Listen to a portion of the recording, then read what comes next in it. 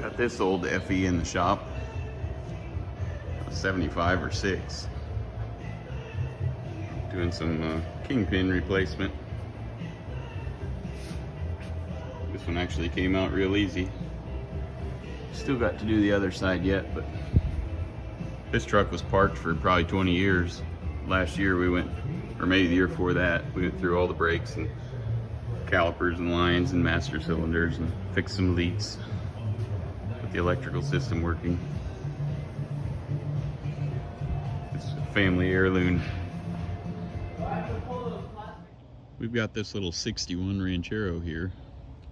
Basically, you guys can just build a little kind of a patina build. It's got that going for it. It's a pretty neat little machine. Basically just a wagon with the back chopped off of it. Bed's in pretty decent shape. Usually they rust out pretty bad, get left outside for forever. Pretty cool. Got some old 80s slide hammer screw work.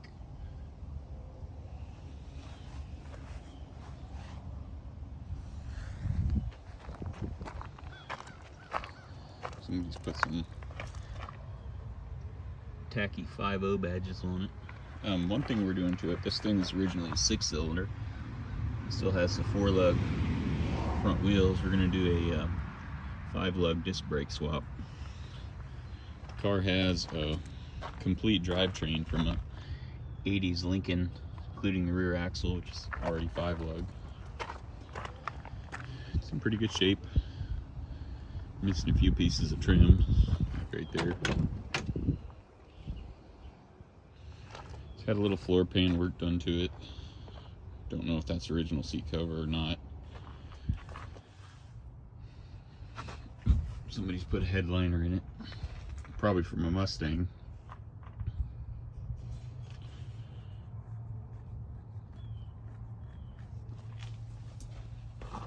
It's about as basic as you can get gauge wise. Temperature gauge, fuel gauge. Guy just basically wants to make it drive good. Been parked for a long time. It also has the automatic on the floor assembly from the Lincoln, I think. Used to originally be a manual on the column.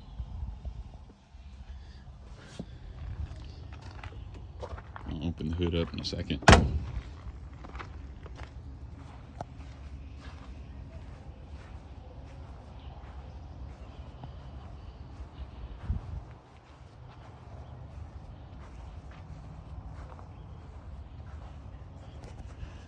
Grill's in amazing shape. Usually these flimsy grills get wadded up pretty fast. Under here we have a 302. It's got a later ignition system put on it. New alternator, water pump, aluminum radiator. Really cool lower radiator hose adapter. New fuel pump. These crazy looking valve covers, I've never seen a pair of these before. Cast aluminum units, so that's good. Got a dual reservoir master cylinder, non-power brakes of course. So basically just got to get it running smooth. It had a real bad transmission leak, which we already fixed. It's got a Holly. We're gonna rebuild it, replace a bunch of the vacuum caps and stuff. It runs like it's running on 3 cylinders, which is unusual for these motors. Usually these Ford small blocks run pretty good, but we're gonna just go through and get her running, tuned up good, so the guy can enjoy it and drive it. But that's what we got going on with this one. I'm about to go get some parts for it now to start the tune-up.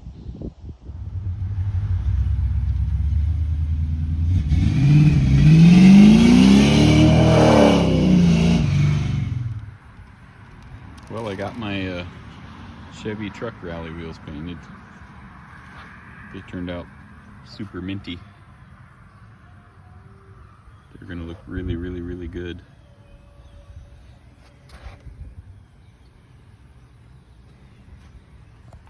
Now, you want to hear the shocker? It's rattle can paint.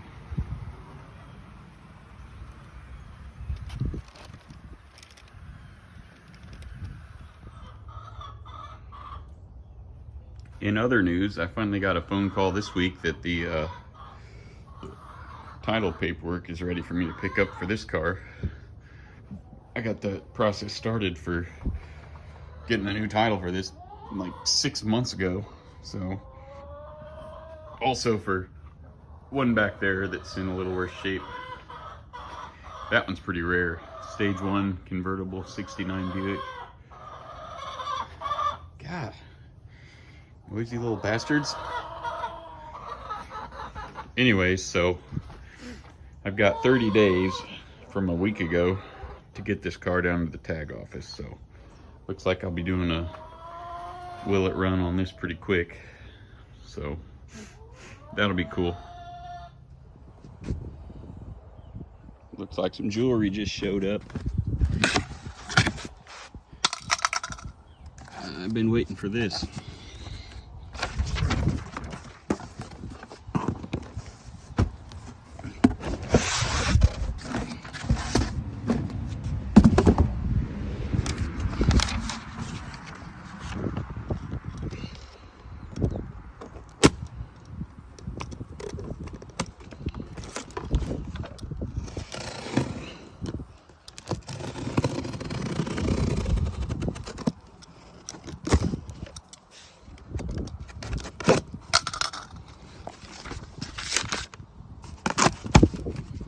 Oh yeah, it's gonna be minty.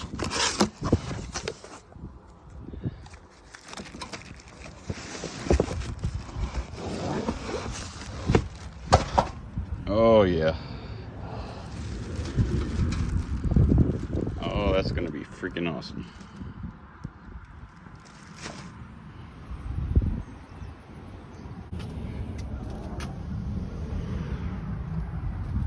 Now that I like.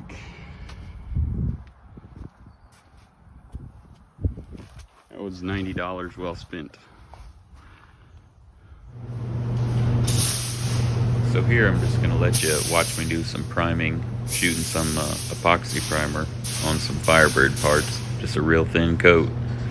So it can be curing, and I can see kind of what more work I need to do to it before I do some key prime. I try to get all my body work underneath the epoxy primer just so it's kind of sealed up a little better, but hope you enjoy. You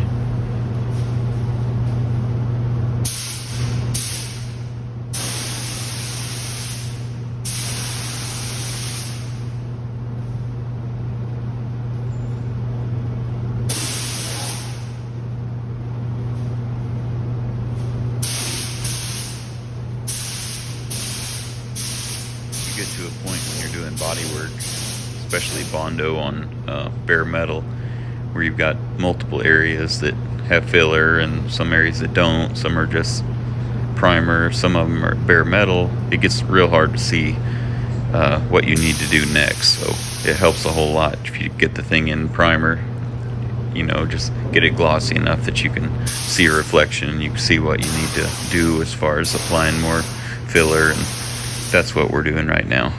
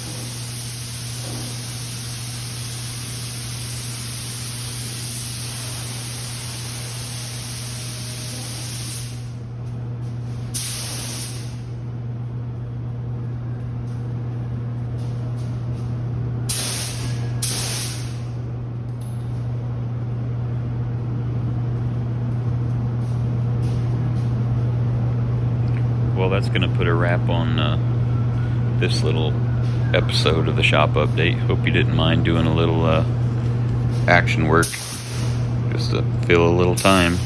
I appreciate it. Like and subscribe if you want to see more.